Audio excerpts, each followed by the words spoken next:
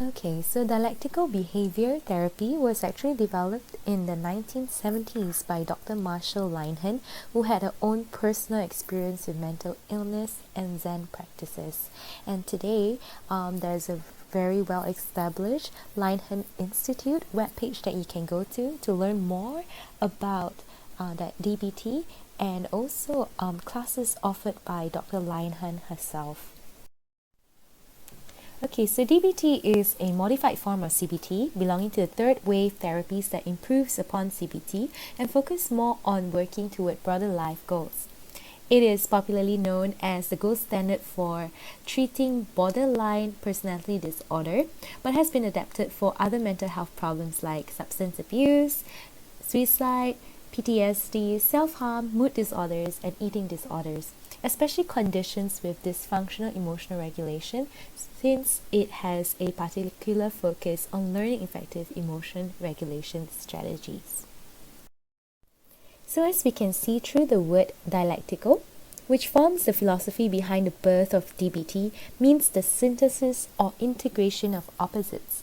Linehan first worked with suicidal individuals and found that both behavioral therapy and humanistic therapy popular at that time were both ineffective. It was in balancing CBT and humanism that worked out better results with her clients. So she began to apply the principles of both and instead of either or throughout her therapy and discovered new paradigms.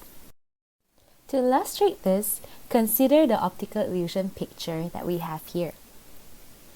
So you can see multiple pictures in one, where sometimes you can see two and sometimes you can even see three, and that would be a dialectic. The reason is because if one person looks at the picture, they might see two people looking at one another, and if another person looks at the picture, they might see a cup in the middle. But the truth lies somewhere in the middle, or rather as a combination. And this optical illusion illustrates dialectics where two opposing ideas can be synthesized into an entirely new perspective. So how does this apply in therapy? Some of the common dialectics with DBT clients would be that the client seemingly wants to die and seemingly also does not want to die. Some of the mistakes that non-DBT therapists will make, and sometimes with DBT therapists also, is that they try to figure out which it is. Does the client want to live or does the client want to die? And that's not taking a step back and looking at the entire picture. The client both wants to live and to die at the same time, but how can that be? So to relate to this, if you have ever wanted to get in shape, and if I were to ask, do you want to get in shape? You might say yes and no. Yes, probably because you want to look good, and no, perhaps because you know it's going to take hard work. DBT supports this idea that bringing two opposites together in therapy brings better results than either of this alone. So these are some examples of dialectical dilemmas within ourselves. And you can take some time, you could pause the video to take a look and write down the ones that you find that you relate the most to. So back to the therapy. The primary dialectic within DBT is between the seemingly opposite strategies of acceptance and change. For example, DBT therapists accept clients as they are while also acknowledging that they need to change to reach their goals. So having the word both and guides the therapist in DBT and models the balance to the clients. Therapists guide DBT patients to revise the statement they've made using but and replace it with and, on top of teaching other skills that help with that balance. So the 4 skills modules include 2 sets of acceptance-oriented skills, such as mindfulness and distress tolerance, and another 2 sets of change-oriented skills, namely emotion regulation and interpersonal effectiveness. For example, let's relate it to this statement. I love you, but I can't stay. How does that sound? With the but, we easily dismiss the weight of what comes before it. But ends dialogue.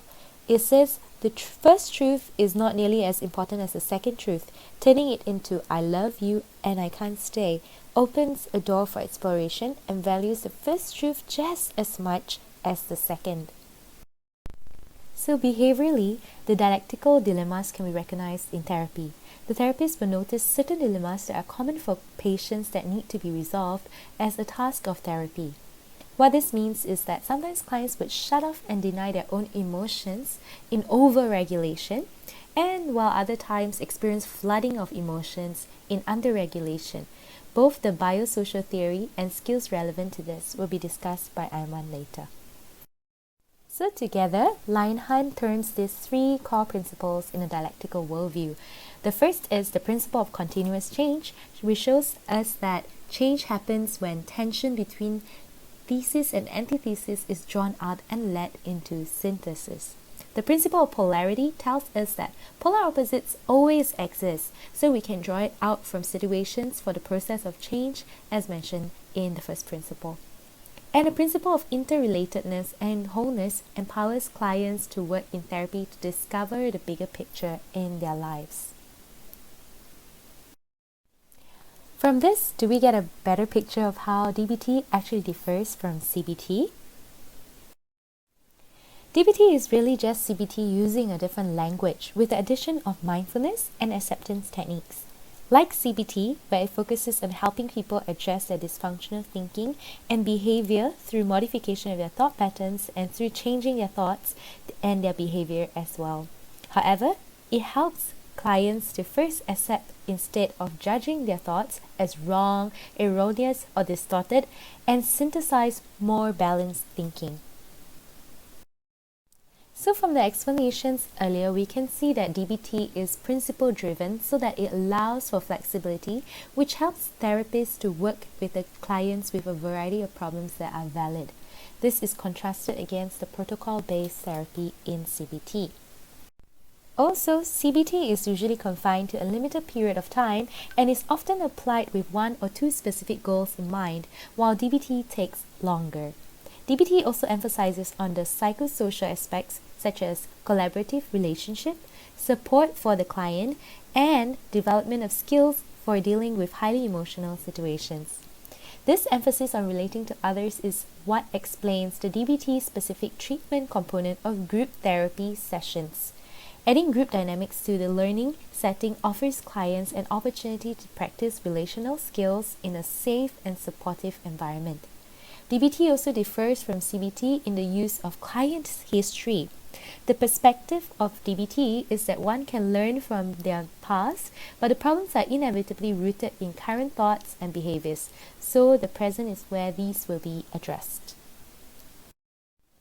DBT also has additional components of therapy that differs from CBT, where it includes all four in a standard DBT treatment package, which consists of weekly individual therapy sessions, a weekly group skills training session, telephone consultation, and a therapist consultation team meeting for therapists.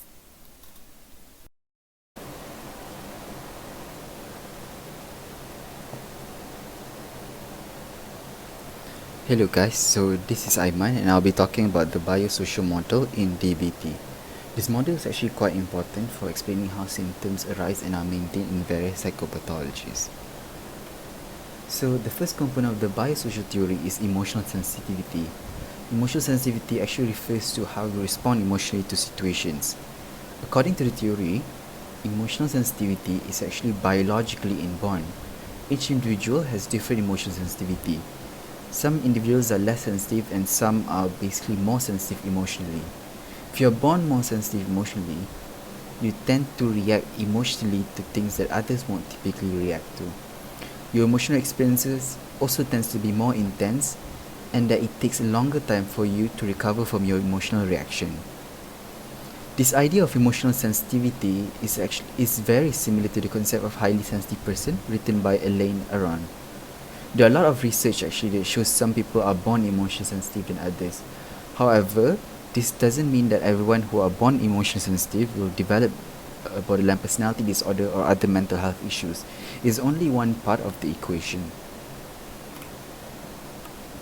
The second part of the equation is invalidating environment.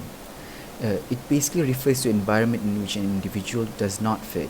It can be abusive, but not necessary, and I'll explain more later. Usually in invalidating environment, the child's emotional experience is denied or inappropriately responded by the environment, which is basically their parents or their caregiver. Usually in invalidating environments, the child is expected to be able to control the emotional expression, and if they fail to do so, the environment punishes or neglects the child for communicating these negative experiences. As I mentioned before, the environment can be abusive, but not necessarily.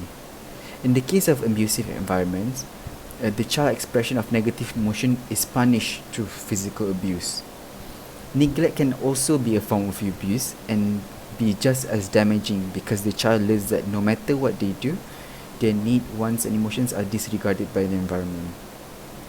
As a result, right, usually the child basically learns to escape her emotions to the point that the caregiver can no longer ignore them.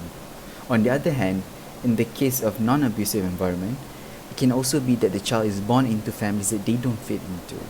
For example, imagine like a creative child born into a family in which her parents and siblings are practical and hardworking and see her creativity as a waste of time and should not be pursued. These parents may have the child's best interest at heart, where they want her to be happy and succeed in life. However, the child will end up growing in this environment thinking that her desire for creativity is wrong and that there is something wrong with her for wanting to pursue it. The next part is the pervasive emotional dysregulation. Basically, according to the biosocial theory, emotional dysregulation is the product of the transaction between emotional sensitivity and invalidating environment. So emotion dysregulation can cause someone to be unable to regulate the emotions, express it effectively, and can become unable to tolerate the emotions that they're experiencing. Researchers have actually found that emotion regulation skills are influenced by the environment the person grows up in. Hence, in the case of invalidating environment, this can lead to emotion dysregulation. However, studies have also found that our ability to regulate emotions actually changes across our lifespan, and it continues to improve with age.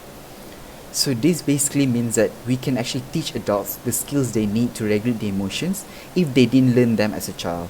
And this is basically what DBT interventions do. They regulate and validate the client's experience to initiate change. Okay, so this is basically the overall look of the module, how it looks basically. So the second part is basically, it's also important to note that DBT is a no-blame model. So where the therapist does not blame the client nor the family for the client's issue, but they blame it on the transaction between the environment and the client that causes the problem.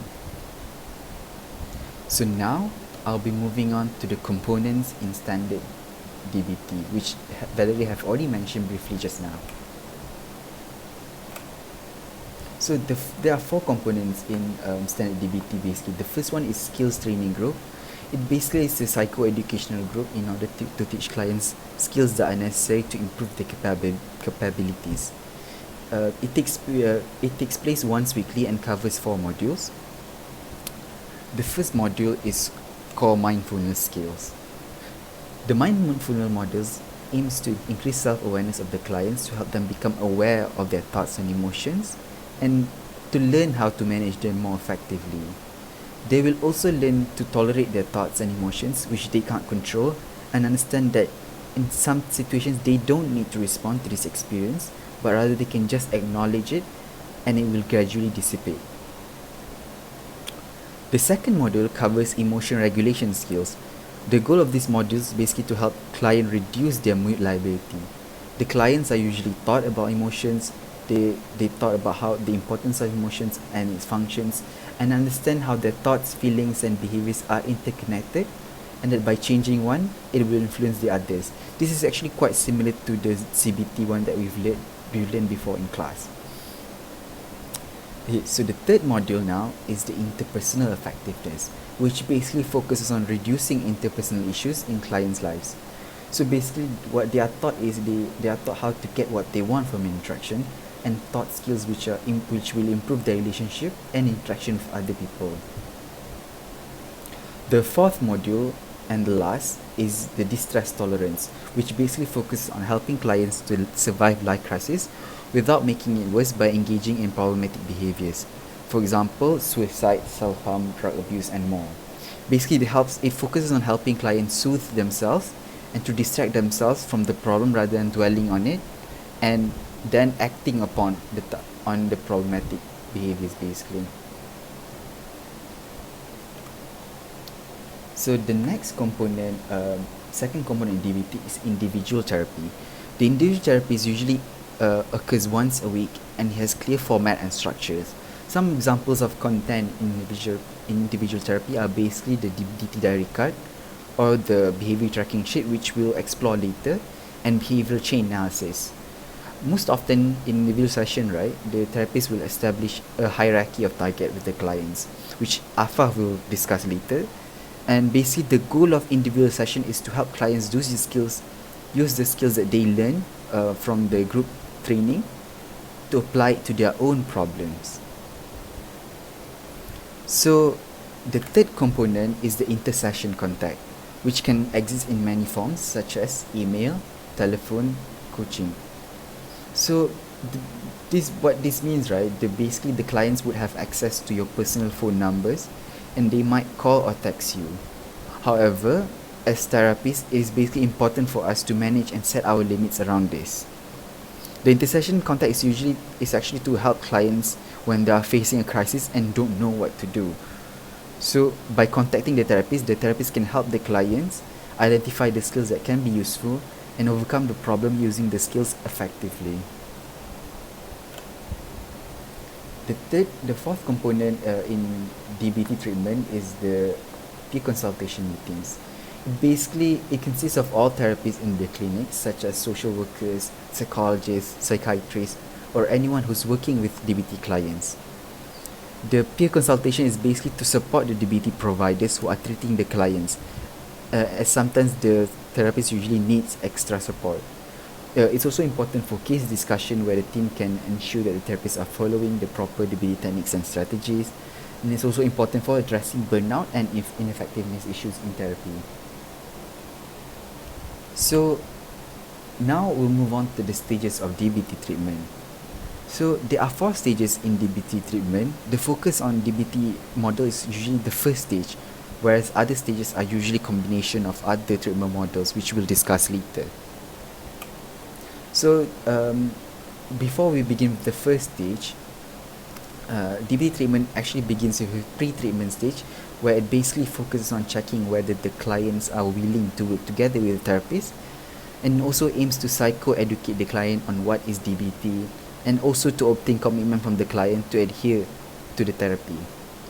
Some therapy also uses like a 1-year term gentleman's agreement to stay in therapy.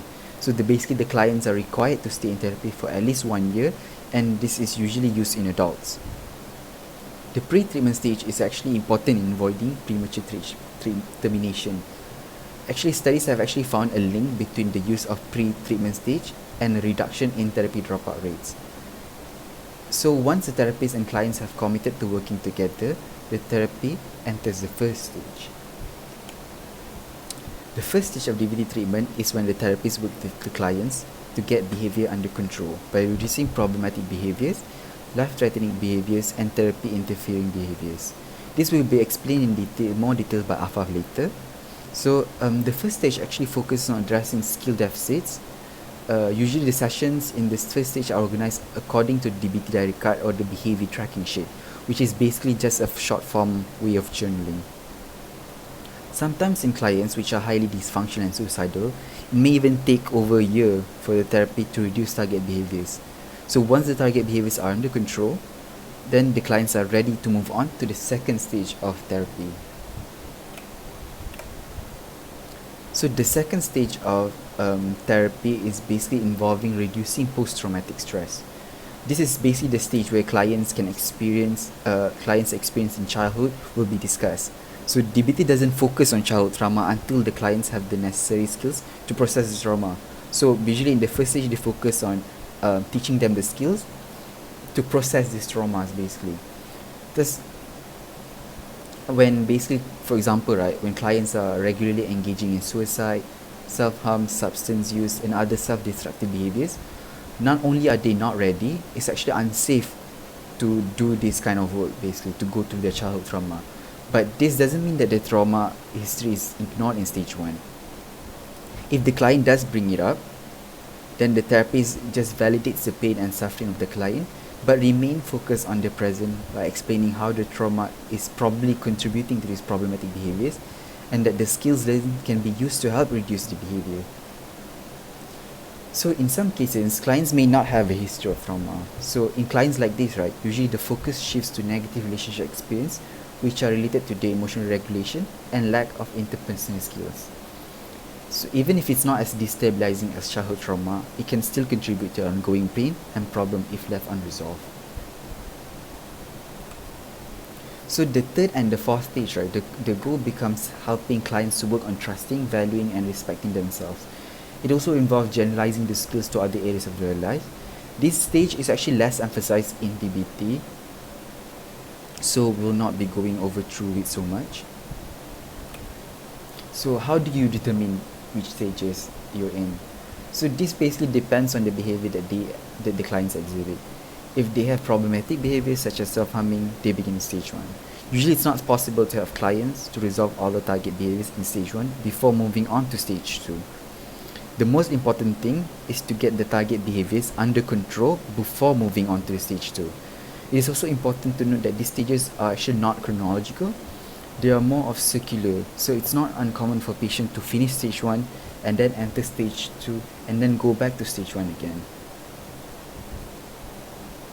Hi guys, I will present two topics. First is on DBT assumptions and second is on targets and goals of DBT. So let's start off with assumptions. Generally, assumptions help us sway away from preconceived impressions that we may have formed about our client. Assumptions help us focus on the goal of the therapy, which is to make sure our client gets better or reach whatever goals we have set for them. Assumptions are also important to remind us that our client, despite everything, they want to get better. And by adhering to this assumption, the therapist will be more likely to be much more successful in developing a positive relationship with the client. So these are the purposes of having assumptions when you are in therapy with your clients. It's important to take note that assumptions are not proven. They're basically guidelines on how we operate in our therapies. And we don't necessarily believe these assumptions to be completely true, but we agree to behave as though these things are true. In essence, these assumptions help us organize our behaviors towards our clients, helps us form a context for treatment planning, and generally help us make treatment go more smoothly. These are the 8 assumptions that exist in DBT, and as DBT therapists, we have to adhere to these assumptions. The first one, clients are doing their best. Clients have often suffered a long history of invalidation. For many, therapy is their last hope. Imagine you are a client. How would it feel when you describe your depth of suffering, your history of failed attempts, and to make yourself vulnerable by trying some of the new behaviors that your therapist recommend, only to hear them say that change is not happening because you are not really doing your best? Now that wouldn't be a nice feeling, right? This could be a total opposite of your experience, thus would result in significant invalidation. This experience has the potential to damage a client's confidence that this therapist or this treatment can help them. And for some of the clients who have come to this treatment, the hope that this treatment can work is the only thing standing between them and another suicide attempt. It can take additional mental and emotional effort, not to mention time, to figure out what is blocking our clients from getting to their goals. So it's always much easier to decide that they're just not trying and hope that if they just decided to do better, everything would just work out. This interpretation is tempting because it provides an escape from the responsibility of doing more careful assessment of what might be the reinforcers and punishes in our client's environment. This assumption helps us resist that temptation and keeps us doing the work to figure out what needs to change to help our clients get closer to their goals. 2. Clients want to get better. There is an assumption that one of the drives of all human beings is to reduce their suffering. So it's safe to assume that if clients are coming for therapy, they want to make some positive changes in their lives. If you work in a setting where you see mandated clients, this obviously might not hold true. But even then, chances are you can still find something that the client truly would like to change. Regardless, If you go into a session believing that the client doesn't want to get better, how motivated do you think you'll be to help? As there is no hope for any person living to operate completely without bias, especially when it comes to our interpretation of and responses to the behaviors of others, we can try to exert some control over the direction in which our bias takes us. Rather than have a negative bias which will seek evidence to confirm, we will adopt a belief and open ourselves to an interpretation that help our client move towards their goals. Number 3, clients need to work harder and be more motivated to make changes in their lives. Our clients are often stuck and suicidal because they see that they are doing the best they can and it isn't enough to reduce their suffering.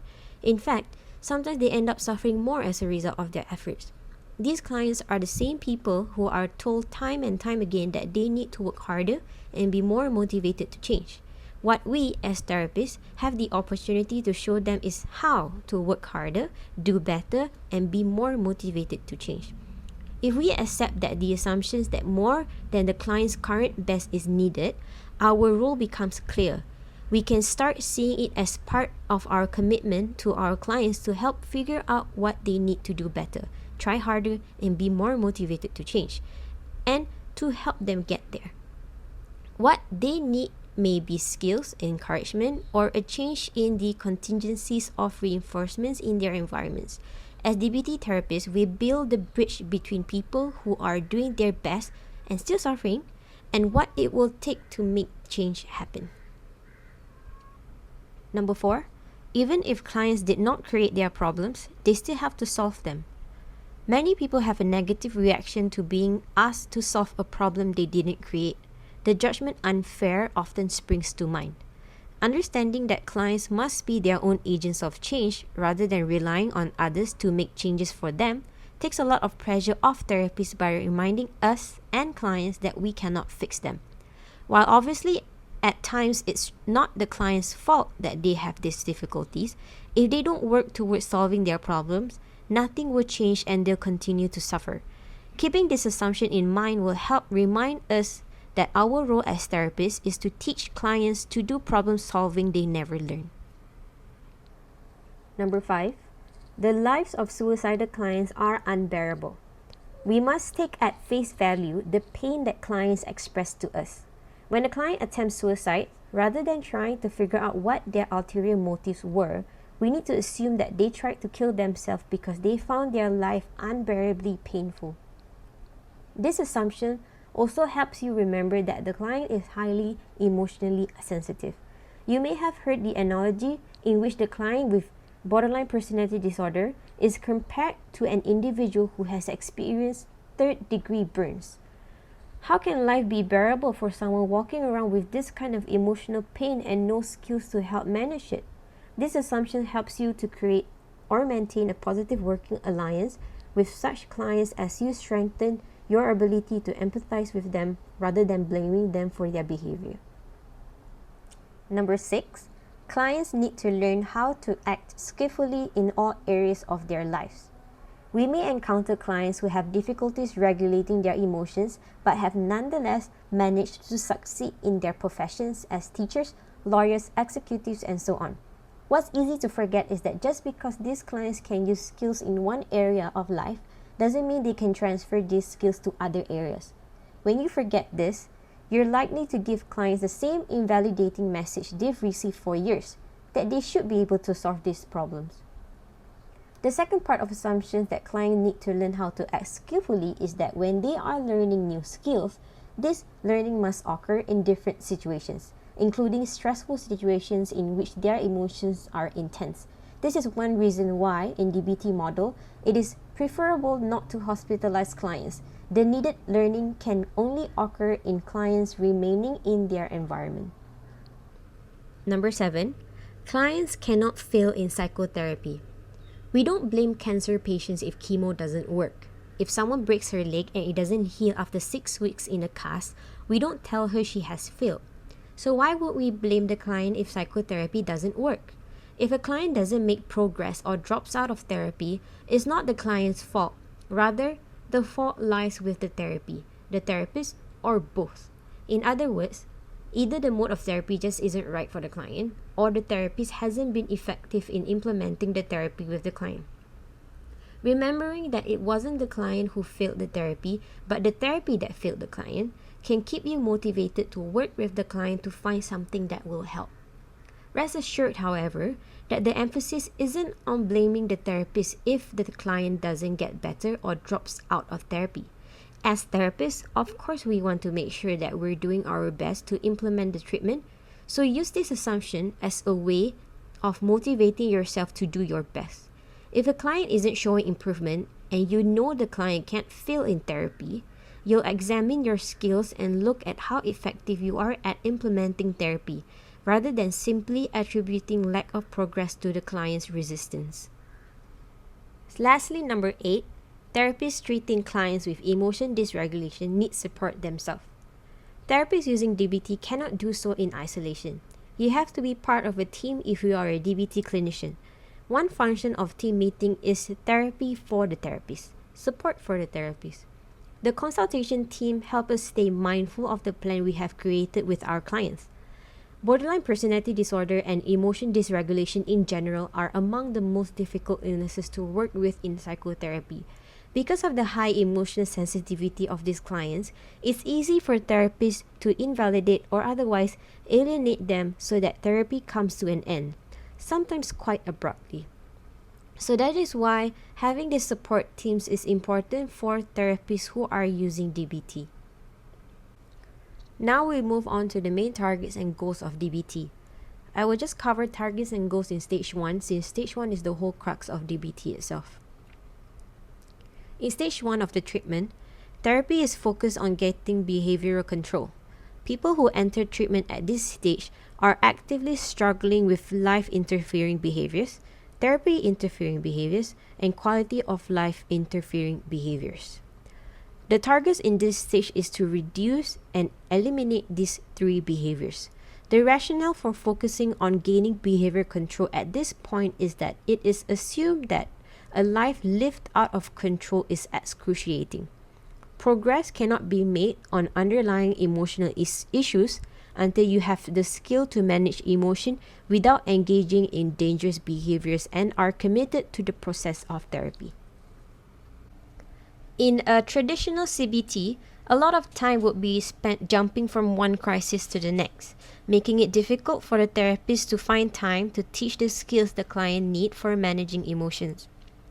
To address these issues in a productive way, DBT organizes the individual session in a methodical way that provides much needed structure for clients with emotion dysregulation. This structure is provided by the client's behavior tracking sheet, which is a short form way of journaling. We will try out this activity in our next session. The first target and goal in DBT is we want to eliminate behaviors that interfere with life. The key to determining what is a life-threatening behavior is to ask the question, is the behavior that the client is engaging in imminently a risk to their lives? The examples of behaviors are as stated on the screen. In DBT, the tool most commonly used to address these kinds of behavior is the behavior analysis form, BA for short.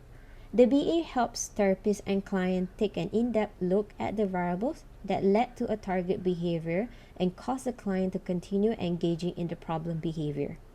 So this form will help the therapist and the client discuss further in their therapy about the particular behavior. We will try out this activity also later. So beyond life-threatening behavior, we want to reduce therapy-interfering behaviors. And there is a variety of therapy-interfering behaviors that we can work on. These behaviors can present in many different ways and may be engaged in by both client and therapist. Examples include the client or therapist arriving late or canceling appointments, not being properly prepared for sessions, taking phone calls during sessions, and so on. These behaviors can also be subtle, such as the therapist pushing the client too hard, invalidating the client, or reinforcing unhealthy behaviors in the client, or either the client or the therapist avoiding addressing difficult topics in session. Behaviors that interfere with therapy can also become more destructive. For example, the therapist not observing a limit with the client, or the client threatening herself or the therapist in some way. Our third set of behaviors is the quality of life interfering behaviors. We are not looking at completely eliminating quality of life interfering behaviors, but we are looking at reducing it. In stage 1, we are looking at increasing skills. So in groups, this is where it happens that the clients get a psychoeducational experience and skills. So they are going to be learning how to self-validate, how to communicate effectively, ways in which they can regulate their emotion, and how they can tolerate distress.